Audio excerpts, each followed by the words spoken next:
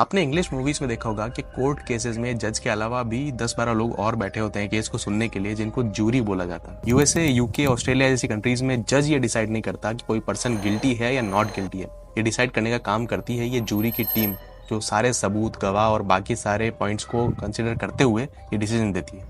जज का काम होता है जूरी की फाइंडिंग्स के बाद में पनिशमेंट देना और कोर्ट चलाना। ये सिस्टम ब्रिटिशर्स ने बनाया था, ब्रिटिश इंडिया में भी फॉलो होता था और इनफैक्ट इंडिपेंडेंस के बाद भी इंडिया में जूरी सिस्टम फॉलो किया जाता था। मगर 1959 के एक केस ने इस सिस्टम को चेंज कर दिया। ये था KM. Nanavati versus state of Maharashtra का केस। नानावटी एक नेवल ऑफिसर थे जो कुछ महीने के लिए लंदन गए थे। पीछे से उनकी वाइफ का उनके फ्रेंड के साथ अफेयर हो गया और जब वो वापस आए तो उन्होंने अपने फ्रेंड की गोली मारकर हत्या कर दी। 2016 में जो रुस्तम मूवी आई थी वो इसी स्टोरी से इंस्पायर्ड थी। नानावटी को इस केस में इतना मॉरल सपोर्ट और मीडिया सपोर्ट मिला कि जूरी थोड़ी सी बायस्ड हो गई और ऐसा कहा जाता है कि सबूत होने के बावजूद उन्होंने नानावटी को नॉट गिल्टी करार दे दिया। हालांकि कोर्ट ने बाद में जूरी के फैसले को ओवरटर्न करके नानावटी को सजा दी।